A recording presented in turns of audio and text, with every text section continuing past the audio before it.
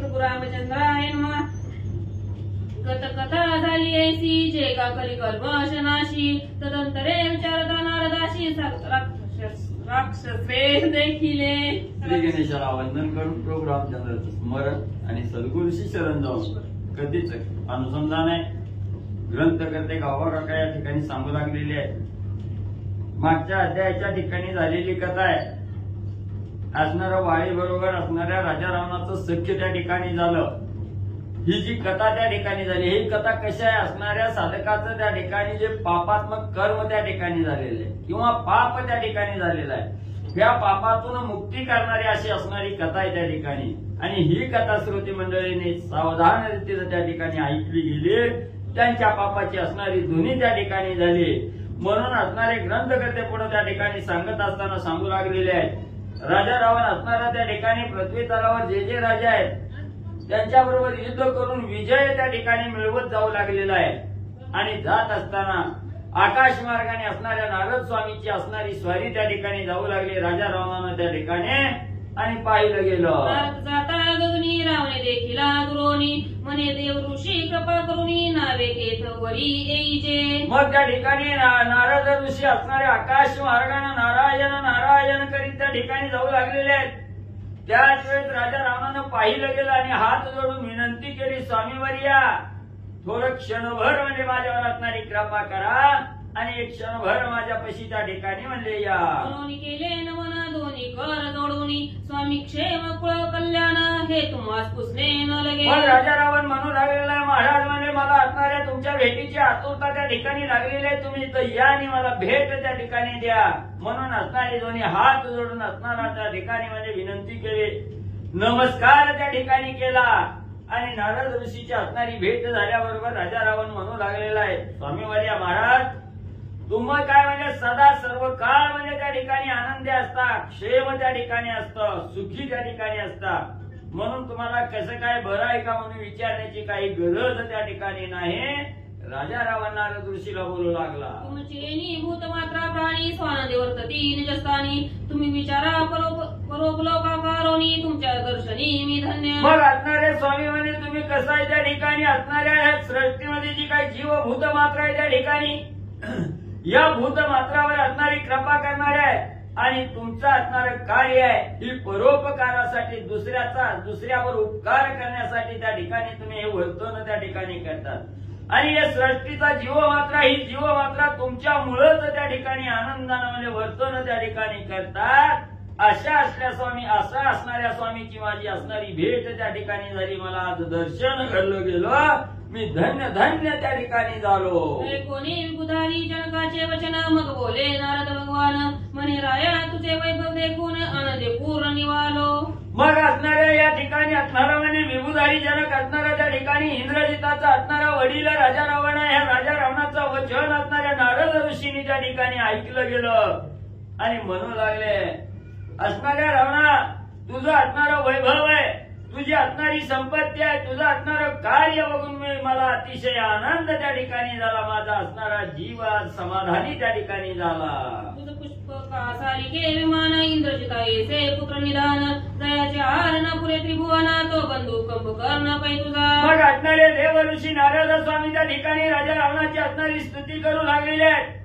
रावणामध्ये तुझ्याजवळ असणारं त्या ठिकाणी पुष्पक विमानासारखं दिव्य असणारं विमान त्या ठिकाणी आहे आणि पोटी असणारं संतान इंद्रजितासारखा श्रेष्ठ मुलगा तुझ्या पोटी त्या ठिकाणी आहे, ज्याच्या असणाऱ्या आहारासाठी हे त्रिभुवन त्या ठिकाणी घातलं तरी त्याची भूक त्या ठिकाणी भागत नाही, असा श्रेष्ठ असणारा बंधू कुंभकर्ण म्हणजे तुझा आहे। प्रताप सकळा हुनी आगळाची निरेत्वा क्षिती पाळा तुझे ठाई भाव भूपाळा देखून या निघालो। एवढेच नाही, तुझा असणारा प्रताप या सृष्टीमध्ये त्या ठिकाणी अतिशय मोठा आहे, सगळ्यापेक्षा वेगळा असणारा प्रताप आहे त्या ठिकाणी।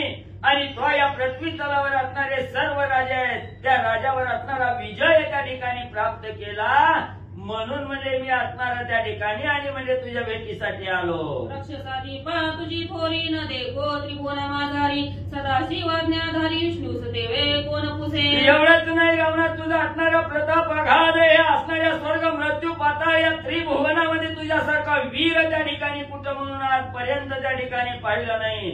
असणारा त्या ठिकाणी देवाचा देव असणारा त्या ठिकाणी महादेवजी तुझा असणारा आज्ञाधारी त्या ठिकाणी आहेत. एवढं श्रेष्ठत्व राजा रावणा तुझ्या अंगी आहे म्हणून मला अतिशय आनंद होतो. देव ऋषी नारद स्वामी राजा रावणाला बोलू लागले. देवदैत्य गंधर्व सिद्धचारण मुनिपुंगव आणि पृथ्वीपती सर्व समारंगणी जिंतिले.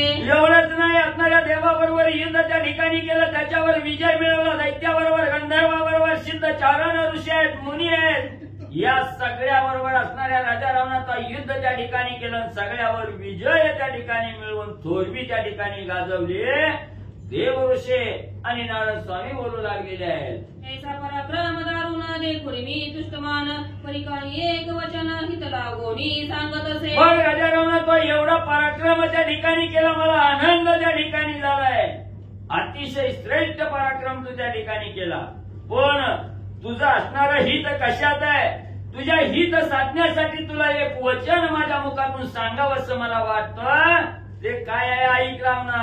राक्षसेंद्र अवधारी माझी वचनाची थोरी तू अजिंतिले जे सामान्य रीते काळचक्री पडले असती. एवढंच नाही राजा रावणा, तुला असणारं श्रेष्ठ कार्य तो त्या ठिकाणी केलं. अनेक राजे पृथ्वी तलावाचे मारले गेले. एवढ्यावर विजय त्या ठिकाणी मिळवला गेला. म्हणून ऐक म्हणजे राजा रावणा, माझा असणाऱ्या वचनाची थोरवी काय आहे सांगतो म्हणजे तुला. तो हे पृथ्वी तलावाचे अनेक राजे असणारे त्या ठिकाणी जिंकले गेले. सगळ्यावर विजय त्या ठिकाणी मिळवला. पण ते राजे कसे होते? सामान्य होते, जनमानसातले राजे त्या ठिकाणी होते. आणि ज्याला या असणाऱ्या काळचक्रानं त्या ठिकाणी पिल्लेलं आहे, त्या काळचक्रामध्ये अडकलेले हे राजे होते. म्हणून काळचक्रानं त्या ठिकाणी संपले गेले. जे संसारी गांजिले ते मृत्यूने मारिले, जे प्रारब्धी घातले ते मेल्या फुलेनी कर्मे. अरे राजा रावणा, जो साधक असणाऱ्या देहाला त्या ठिकाणी आलेला, ज्याला देह प्राप्त झालेला आहे, तो देह नाशिवंत एक ना एक दिवस त्या ठिकाणी जाणार आहे. त्याला काळ त्या ठिकाणी घेऊन गेल्याशिवाय त्या ठिकाणी राहत नाही. जे साधक या असणाऱ्या संसार करत असताना या संसारामध्ये त्या ठिकाणी गांजले गेले, त्याला मृत्यू नक्की म्हणजे त्या ठिकाणी मारणार आहे. म्हणून त्या असणाऱ्या त्या ठिकाणी त्या साधकाला मृत्यूमध्ये त्या ठिकाणी मारलेला आहे. त्याचं प्रारब्ध नशीबच तेवढं त्या ठिकाणी होतं. म्हणून ते असणाऱ्या काळचक्रामध्ये पडलेलं आपल्या कर्मानं त्या ठिकाणी संपले गेले, तुझ्यामुळं नाही. जे संसार बांधवडी पडिले, जे माझे म्हणत गेले, जे विधी निषेधी नाळिले, जे ते पडले चक्रकाळी. राजा रावणा, कोण त्या ठिकाणी संपलं गेलं? जे असणाऱ्या संसाररूपी बांधवडीमध्ये त्या ठिकाणी पडलेले आहेत. ज्याने आजपर्यंत कष्ट करत असताना मी माझं माझी मुलं, माझी बायको, माझी लेकरं म्हणून त्या ठिकाणी संसार केला आणि या संसार बंधनामध्ये त्या ठिकाणी अडकले गेले, तेच असणाऱ्या त्या ठिकाणी असणाऱ्या देवाच्या निषेधाला त्या ठिकाणी नाळले गेले आणि तेच साधं काळ चक्रामध्ये त्या ठिकाणी पडले आणि त्यांना असणाऱ्या मृत्यूने त्या ठिकाणी म्हणजे झडपलं. माझी स्त्री, माझे पुत्र, माझे धन, माझे गोत, जयांचे भ्रांत झाले चित्त तया त्रासले काही काळे. कुणाला असणारा काळ त्या ठिकाणी ग्रसला जातो. या असणाऱ्या संसाररूपी सागरामध्ये असणाऱ्या त्या ठिकाणी पडला असताना जो साधक मी केलं, माझं केलं, माझी असणारी बायको आहे, माझी असणारी मुलं आहेत, माझा असणारा घरदार आहे, त्या ठिकाणी हे जे मीपणानं त्या ठिकाणी संसार केला गेला, सगळे असणारं त्या ठिकाणी माझं त्या ठिकाणी म्हणला गेला, त्याला असणाऱ्या कडी काळानं त्या ठिकाणी ग्रासलं गेलं.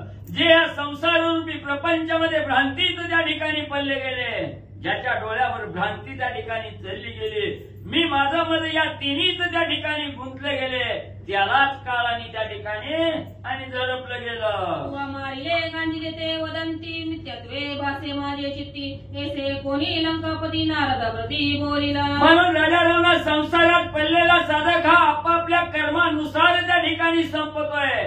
त्यानं केलेल्या कर्मानुसार असणाऱ्या काळाच्या असणाऱ्या चक्रामध्ये तो अडकला जातोय. पण म्हणजे इथं सगळं जग त्या ठिकाणी म्हणतं की सर्व राजावर असणारा मारून राजा रावणानं त्या ठिकाणी विजय मिळवला गेला. ही जी असणारं तुझं श्रेष्ठत्व त्या ठिकाणी घातलं गेलं हे खोट आहे राजा रावणा. माझ्या चित्ताला त्या ठिकाणी पटत नाही, माझ्या मनाला हे त्या ठिकाणी पटत नाही. प्रत्येक जण जो संपतो, ज्याला असणाऱ्या मृत्यूने घाला घातला गेला, तो त्याच्या कर्मामुळे त्या ठिकाणी संपतो. तो मारलं नाही हे मला नक्की त्या ठिकाणी म्हणजे आठवतं. म्हणून हे असणाऱ्या नारद ऋषीचं असणारं वचन त्या ठिकाणी राजा रावणानं ऐकलं गेलं आणि प्रत्युत्तरादाखल असणाऱ्या नारद मुनीला राजा रावण काय त्या ठिकाणी बोलू लागला. अहोजे का नारद मुनी आता रसातळा जातो दैत्यमर्दनी आपुले करे तया जिंतोनी समरंगणी भिडोनिया. मग असणाऱ्या नारद ऋषींनी सांगितलं गेलं राजा रावणा तुला वाटत असेल ना माझ्या प्रतापाच्या जोरावर त्या ठिकाणी सगळ्याला मारलं, सगळ्यावर विजय गाजवला. पण तसं नाही. जे ते साधक असणाऱ्या काळचक्रामध्ये अडकले ते त्यांच्या कर्मानुसार त्या ठिकाणी मेले. हे बोलणं राजा रावणानं ऐकलं गेलं. राजा रावण सांगू लागला हो ऋषीवारी ऐका म्हणजे तुम्हाला तसं वाटतं का म्हणजे त्या ठिकाणी. तर आताच्या आता असणाऱ्या रसातळाच्या ठिकाणी जे दैत्य आहे त्या दैत्याचं मर्दन करण्यासाठी, त्या दैत्याचा काटा करण्यासाठी ते मी त्या ठिकाणी आणि रसातळाला त्या ठिकाणी चाललो. आता म्हणजे त्यांच्यावर बरोबर सुद्धा युद्ध करून त्या असणाऱ्या दैत्याला संपवून तिथं सुद्धा विजय प्राप्त करून म्हणजे येतो. समस्त चिंतल्यावरी ज्याचे त्या सकलीन अधिकारी पुढे समुद्र मंथनी त्या उपरी अमृतपाना कारणे. मग म्हणजे त्या असणाऱ्या दैत्यावर विजय मिळवल्यानंतर ज्याचं त्याचं राज्य ज्याला त्याला त्या ठिकाणी देईन, ज्याच्या त्याच्या अधिकारानुसार त्या आपापल्या पदावर म्हणजे प्रत्येकाला त्या ठिकाणी बसवेन आणि पुढे असणाऱ्या समुद्राचं मंथन करण्यासाठी जाईन आणि त्या समुद्रातून अमृत म्हणजे त्या ठिकाणी प्राप्त करून घेईन. तेवढ्यासाठी पुन्हा म्हणजे असणाऱ्या समुद्राचं मंथन करेन. ऐसे रावण बोलल्यावर कोणी नारद ते अवसरी प्रत्युत्तर शब्द चातुरी बोलत असे रावणेसी. मग असं असणाऱ्या राजा रावणानं सांगितलं मी आताच्या आता रसातळाला जातो, सगळ्या दैन्यावर असणाऱ्या दैत्यावर विजय त्या ठिकाणी मिळवतो आणि समुद्राचं मंथन करून अमृत त्या ठिकाणी प्राप्त करून घेतो. हे बोलणं नारद ऋषींनी ऐकलं गेलं आणि नारद ऋषी असणाऱ्या प्रत्युत्तराकडे आपल्या असणाऱ्या शब्द कौशल्यानं राजा रावणाला काय त्या ठिकाणी बोलू लागले. रसातळासी जाता मासी सुख न वाटे सर्वथा मी सांगतो त्या मार्गे लंकानाता समजता सुख होईल. मग आपल्या असणाऱ्या शब्द चातुर्याच्या जोरावर असणारे नारद ऋषी राजा रावणाला सांगू लागलेले आहेत. राजा रावणा एवढं मोठेपणाने सांगायला लागला रसातळाच्या ठिकाणी जातो आणि दैत्य संपवून त्या ठिकाणी विजय प्राप्त करून घेऊन येतो. म्हणून नारद ऋषी म्हणजे रावणा ते कार्य केल्यानं आम्हाला सुख वाटणार नाही, त्याच्यामुळे तुझं असणारं त्या ठिकाणी श्रेष्ठत्व त्या ठिकाणी म्हणजे दिसणार नाही. तर काय कर, तू रसातळाला युद्ध करण्याला जाण्यापेक्षा मी सांगतोय त्या मार्गाने कार्य कर. तिथं असणाऱ्या सगळ्याला सुख त्या ठिकाणी मिळेल. म्हणून कुठं जायचंय तो मार्ग मी सांगतो, ऐक रावणा. अति दुर्गम कठीण भ्रमादिका न कळे जाण त्या मार्गी करावे गमन प्रेतराज ते असे. अतिशय असणारा दुर्गम असा असणारा रस्ता आहे, दुर्गम असा असणारा मार्ग आहे. तिथं कुणालाही त्या ठिकाणी जाता येत नाही. एवढा कठीण मार्ग आहे आणि त्या मार्गावर असणाऱ्या त्या ठिकाणी ब्रह्मदेवाला सुद्धा जाता येत नाही. अशा असणाऱ्या मार्गाने तो गमन त्या ठिकाणी केलं तर प्रेताचा राजा असणारा यम आहे, तो यम तिथं म्हणजे आणि सदा मध्ये राहतो. वैरी त्रासुनी तू उद्भट ये मार्गी जाय स्पष्ट यमराज बळे चाट त्या तेरणी जिंतिकी जे. मग म्हणजे असणाऱ्या त्या ठिकाणी वैऱ्याला त्रासून वैऱ्याला असणाऱ्या त्या ठिकाणी दुःख देऊन तू ह्या मार्गाने म्हणजे त्या ठिकाणी जा. जिथं असणाऱ्या यमाची वस्ती आहे, जिथं असणाऱ्या प्रेतराज त्या ठिकाणी आहे तिथं जा आणि त्या यमाबरोबर आपल्या असणाऱ्या बळाच्या जोरावर अद्भुत असं युद्ध त्या ठिकाणी करून त्या यमावर विजय त्या ठिकाणी प्राप्त करून ये. नारद ऋषीने राजा रावणाला सांगितलं. जय यमाचा सर्व दंड जेने दंडिले प्राणी उदंड जय दंडा बेने जन अखंड शरण हरीसी पैजाती. ज्या असणाऱ्या यमाचा सर्वाला दंड आहे त्या ठिकाणी, ज्याच्या असणाऱ्या दंडामुळे ही असणारी प्राणी मात्र त्या ठिकाणी म्हणजे असणारी भयभीत झालेली आहे. ज्याच्या असणाऱ्या दंडामुळे हे असणारं जनलोक त्या ठिकाणी म्हणजे अखंड भीतीमध्ये त्या ठिकाणी जातं. ज्या यमाचा धाक घेऊन जे जनलोक असणाऱ्या भगवंताला त्या ठिकाणी म्हणजे शरण जातात असा तो असणारा श्रेष्ठ यम आहे. प्रेतराज तो पापिया यम साधू जनांते तोची धर्म सांगता त्याचा पराक्रम परम त्यासी दशानन पुरवासी. अरे राजा रावणा ऐक, म्हणजे असणारा प्रेताचा राजा असणारा यम आहे. तो यम आहे कसा त्या ठिकाणी जे जे साधक असणारे पापात्मक कर्म त्या ठिकाणी करतात, पाप करून असणाऱ्या यमपुरीला त्या ठिकाणी साधक जातात. एवढंच नाही, जे असणारे साधूजन आहे त्या ठिकाणी, साधूजनाचाही तोच असणारा धर्म आहे त्या ठिकाणी. आणि हे जे असणारे पापी जन त्या ठिकाणी जातात, त्या पापी आत्म्याला त्या ठिकाणी त्रास देण्याचं काम असणारा यम त्या ठिकाणी करतो. त्याचा अतिशय पराक्रम श्रेष्ठ त्या ठिकाणी आहे राजा रावण. म्हणून म्हणजे त्याच्या इच्छेची पूर्तता राजा रावण तू त्याच्याबरोबर युद्ध करून त्या ठिकाणी कर. देव ऋषी नारद स्वामी राजा रावणाला सांगू लागले, कोणी गोष्ट राक्षसे हाक मारिली मोठी, जैसा मेघ कडकडाटी गरजते पर्जन्यकाळी. असणाऱ्या यमपुरीला जाऊन यमाबरोबर असणाऱ्या युद्ध त्या ठिकाणी कर, यमावर विजय त्या ठिकाणी प्राप्त कर, असं देव ऋषी नारद स्वामीचं वचन राजा रावणानं ऐकलं गेलं. आवेशाला आवेशानं असणारी भली मोठी असणारी आक्रोश करून असणारी हाक त्या ठिकाणी बोलले. त्या आवाजानं असणारा मेघ सुद्धा त्या ठिकाणी कडकड करू लागला. जसं काय असणाऱ्या पावसाळ्यात विजेचा आवाज त्या ठिकाणी गडगडाट व्हावा तसा राजा रावणाचा आवाज निघाला. कुंभकर्णानुज म्हणे नारद मुनीसी, माझे वचन ऐके सावधानी, यमराम मारिले ते सत्यवानी, तुम्ही असत्य न मानावी. मग लगेच असणाऱ्या कुंभकर्णाचा असणारा त्या ठिकाणी धाकला भाऊ राजा रावण आहे. हा राजा रावण म्हणू लागला, नारद स्वामी ऐका, म्हणजे तुमच्या वचनाखातर मी यमपुरीला जाताना असणाऱ्या यमाबरोबर युद्ध करून त्याच्यावर विजय त्या ठिकाणी मिळवतो. पण एवढं जर केलं, यमाला जर त्या ठिकाणी धुळीला मिळून विजय जर त्या ठिकाणी मिळला, तर माझं वचन खोटं झालं पुन्हा म्हणून म्हणजे बोलायचं नाही. जातो दक्षिण दिशेसी, ते रवी सूत करी राज्यासी, माझेही नारदा मानसी क्रोध अत्यंत उचंबळला. मग म्हणजे असणाऱ्या त्या ठिकाणी मी म्हणजे असणाऱ्या दक्षिण दिशेला यमपुरी आहे. आणि या यमपुरीच्या ठिकाणी दक्षिण दिशेला जातो, जिथं असणाऱ्या सूर्याचा मुलगा असणारा यम म्हणजे राज्य करतोय. त्या असणाऱ्या राज्याच्या ठिकाणी जातो. आणि माझ्याही असणाऱ्या मनाला म्हणजे अतिशय राग म्हणजे त्या ठिकाणी आलेला आहे. आणि त्या रागाच्या वरात यमपुरीच्या ठिकाणी जातो, त्या यमाला दंड त्या ठिकाणी लावतो. राजा रावण म्हणू लागलेला आहे, उत्तर माझे के वचन मी तया ते मुनी दंडीन, छेदीन तयाचा अभिमान, जेणे प्राणी गत दंडीले. एवढेच नाही, असणारे मुनीश्वर ऐका म्हणजे ज्यांना म्हणजे असणाऱ्या त्या ठिकाणी म्हणजे या असणाऱ्या मानव जनाला त्या ठिकाणी त्रास दिला, ज्यानं म्हणजे असणारा त्या ठिकाणी सर्व जीव मात्राला त्या ठिकाणी म्हणजे दंड देण्याचं काम त्या ठिकाणी केलं, तो अभिमानानं ग्रासलेला असणारा यम आहे. आणि त्याच यमाला दंड म्हणजे मी त्या ठिकाणी करीन आणि त्याला शिक्षा म्हणजे लावेन. बोलोनी मंदोदरी कांत मुनीस करोनी दंडवट, येता झाला अलंकानात प्रधाना समवेत दक्षिणी. असं असणारा नारद ऋषीला असं असणारा राजा रावण, मंदोदरीचा पती असणारा राजा रावण नारद ऋषीला साष्टांग दंडवत त्या ठिकाणी घातला. आणि आपलं सर्व प्रधान सेना बरोबर घेतले दक्षिण दिशेला यमपुरीला राजा रावण प्रधानासमवेत जाऊ लागला. नारद महाऋषी जयाच्या तेजे, कळाही नरविशेषी, जयाचे वचन देवा दैत्यासी, अतिप्रीतीसी रुचकसे. मग म्हणजे असणारे नारद असणारे महान असणारे ऋषी आहेत, ज्यांच्या असणाऱ्या तप तेजेच्या असणाऱ्या जोरावर ज्यांनी असणारं तप त्या ठिकाणी श्रेष्ठ केलं, असं असणाऱ्या त्या देव ऋषीच्या असणाऱ्या तपाच्या पुढे शशी असणार, सूर्य असणारा चंद्र आहे, याचंही तेज त्या ठिकाणी फिक पडावं अशा असणाऱ्या ऋषीचं वचन त्या ठिकाणी राजा रावणानं मानलं गेलं. आणि म्हणजे त्या ठिकाणी निष्ठा वचनावर दाखवू लागला.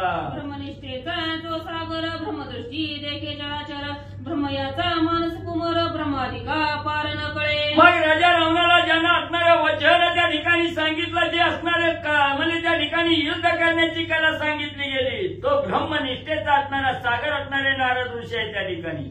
ही सर्व असणारी सृष्टी म्हणजे चराचर आहे, चराचर असणारं ब्रह्म त्या ठिकाणी पाहण्याची दृष्टी म्हणजे त्या असणाऱ्या म्हणजे नारद ऋषीच्या अंगी आहे. एवढंच नाही, ब्रह्मदेवाचा असणारा मानस मुलगा असणारा त्या ठिकाणी आणि हे नारद ऋषी आहेत. नारद ऋषीच्या मनामध्ये काय चाललंय ही ब्रह्मादी देवाला सुद्धा त्या ठिकाणी कळत नाही, असे श्रेष्ठ असणारे नारद ऋषी. ब्रह्मविना वाजवीत ब्रह्मानंदे डुलत, ब्रह्मपदे मुखी गात गात नाचत ब्रह्मानंदे. मग असे हे श्रेष्ठ असणारे नारद ऋषी आहेत. हातामध्ये असणारा ब्रह्मविना त्या ठिकाणी ब्रह्मविनाचा सुस्वर असणारा नाद त्या ठिकाणी काळीत निघू लागलेले आहेत. ब्रह्म आनंद त्या ठिकाणी झालेला आहे, आनंदानं डुल्लत आकाश मार्गाने त्या ठिकाणी जाऊ लागलेले आहेत. ब्रह्मपद असणारा त्या ठिकाणी ब्रह्मदेवाचा असणारा गुणवाद त्या ठिकाणी मुखानं गाऊ लागलेला आहे. आनंदानं गात नाचत असणाऱ्या आकाश मार्गानं नारायण नारायण करीत ब्रह्म असणाऱ्या नारद ऋषीची स्वारी निघू लागली. ऐसा तो नारद महामुनी रावणाचे वचन ऐकून क्षणिक विचारता झाला मुनी जैसा अग्नी तैसा ऋषी. मग त्या ठिकाणी असणाऱ्या जाता जाता असणाऱ्या राजा रावणाने सांगितलं, नारद ऋषीवर्या, तुमच्या मनाची इच्छा पूर्ण करण्यासाठी आताच्या आता दक्षिण दिशेला जातो, त्या यमपुरीला त्या ठिकाणी जातो आणि यमाबरोबर युद्ध त्या ठिकाणी करून विजय प्राप्त करून त्या ठिकाणी येतो. हे राजा रावणाचं वचन नारद ऋषींनी त्या ठिकाणी ऐकलं गेलं आणि नारद ऋषींनी अतिशय मनामध्ये असणारा एक थोडा वेळ स्तब्ध त्या ठिकाणी राहिले. मनामध्ये असणारा विचार त्या ठिकाणी केला. कसा केला? जसा असणाऱ्या अग्नीचा असणारा लाल भडक असणारं रूप त्या ठिकाणी असावं, अग्नी जसा लाल भडक त्या ठिकाणी दिसावा तसं रूप असणारे नारद ऋषी आहेत. राजा रावणाचं वचन ऐकून मनामध्ये काय विचार करू लागले? माझे वचने हा रावण यमरायासी करील रण, तरी मी यमासी सांगेल येतो रावण युद्धाते. क्षणभर स्तब्ध असणारे नारद ऋषी त्या ठिकाणी झाले. विचार केला, आता मी सांगितल्याप्रमाणे राजा रावणानं माझ्या वचनावर विश्वास ठेवून असणाऱ्या दक्षिण दिशेला यमपुरीला यमाबरोबर युद्ध करण्यासाठी राजा रावण जाऊ लागलेला आहे. मग नारद ऋषी हे कळीचे नारद म्हणून त्या ठिकाणी म्हणजे प्रसिद्ध आहेत. म्हणून त्यांनी मनामध्ये विचार केला, राजा रावण यमपुरीला पोहोचायच्या आधी म्हणजे आपण त्या ठिकाणी जाऊन यमाला म्हणजे पूर्व कल्पना त्या ठिकाणी देऊ.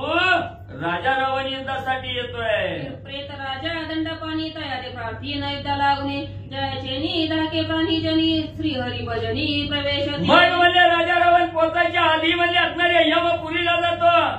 असणाऱ्या प्रेताचा राजा असणारा यम आहे तिथं, त्याच्या असणारी प्रार्थना करतो, त्याला सांगतो राजा रावणाबरोबर दारुण युद्धासाठी असणाऱ्या यमदेवा तुम्ही सज्ज त्या ठिकाणी व्हा. ज्याच्या धाकानं प्राणी जन त्या ठिकाणी म्हणजे मरण पावतं, ज्याचा धाक घेऊन असणारा जीव मात्र त्या ठिकाणी भगवंताच्या चरणाला शरण त्या ठिकाणी जातो, असा श्रेष्ठ असणारा यम आहे. त्या यमाला सांगण्यासाठी मी यमपुरीला त्या ठिकाणी जातो, असा असणारा विचार नारद ऋषींनी केला. फुलाची विचार म्हणून उठला ब्रह्मकुमार, साईलासे अतिसत्वर मनोवेगे टाकोनी मागे. मग आताच्या आता यमदेवाला राजा रावणाबरोबर युद्धासाठी सज्ज करण्यासाठी सांगायचं म्हणून ब्रह्मदेवाचा मानस मुलगा असणारे नारद ऋषी ताबडतोब त्या ठिकाणी उठले. मनाच्याही वेगाला मागं टाकून आणि म्हणले सरशी असणाऱ्या यमपुरीला नारद ऋषी जाऊ लागले. तो ब्रह्मर्षी आला प्रेत राज नगरासी, नगरी दे कोणी हर्षमानसी जैसी दुसरी अमरावती. मग असा असणारा विचार त्या ठिकाणी केला, मनोवेगावूनही वेग त्या ठिकाणी धारण केला. यमपुरीला असणारे ब्रह्म ऋषी त्या ठिकाणी नारद ऋषी पोहोचले गेले.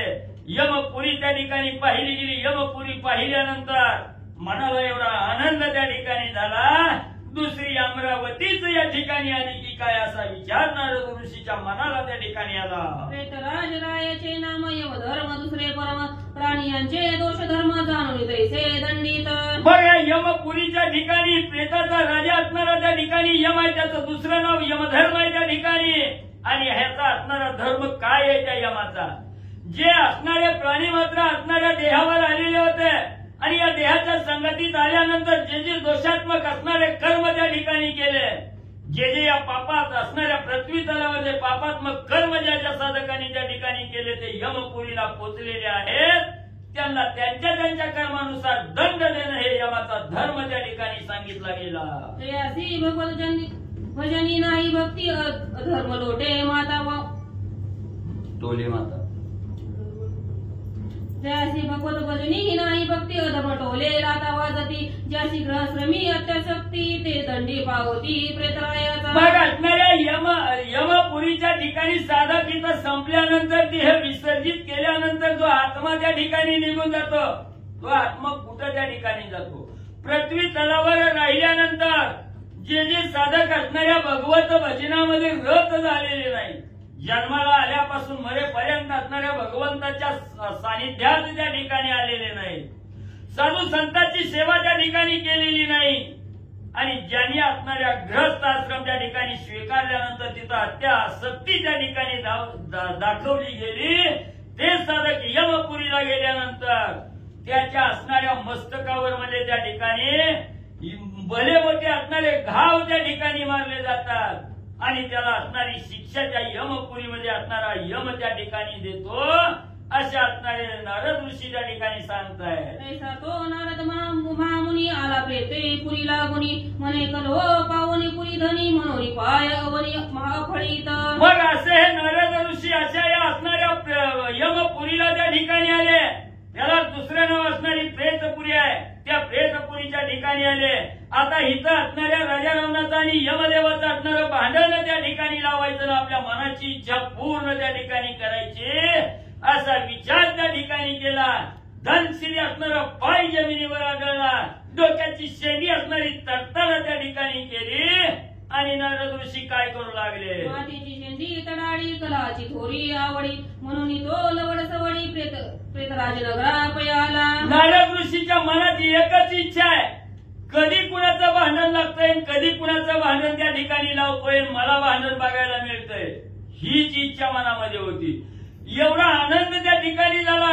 विचार केला राजा रावणाचं यमाचं असणारं भांडण त्या ठिकाणी लावायचं आणि राजा रावणाला पराजय झालेलं त्या ठिकाणी बघायचं. हा आनंदानं असणारा त्या ठिकाणी पाय जमिनीवर त्या ठिकाणी आढळला.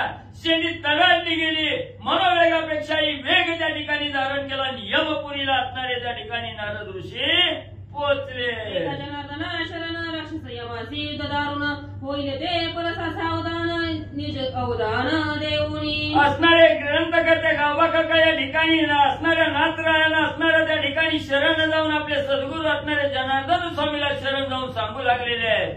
असणारा त्या ठिकाणी नारद ऋषीचं बोलणं ऐकून राजा रावण यमपुरीला त्या ठिकाणी जाईल. यमाबरोबर दारुण असणाऱ्या राजा रावणाचं युद्ध त्या ठिकाणी होईल. अशी ही सुंदर असणारी गोड कथा आहे. श्रोते मंडळीला पावन करणारी असणारा उद्धार श्रोते मंडळीचा करणारी ही कथा आहे. अवधान देऊन सावध रीतीने त्या ठिकाणी कथा ऐका. भावार्थ रामायणे उत्तरकाले एकाकार टीकाया नारद देव प्रत्यपूर्वे आगमनम नाम चतुर्विशंती तमाध्याय गुरात्री कृष्ण अर्पणमत शुभम भवतु पुंडलिकावध्याय विठ्ठल श्री ज्ञानदेव तुकाराम पंढरीनाथ भगवान.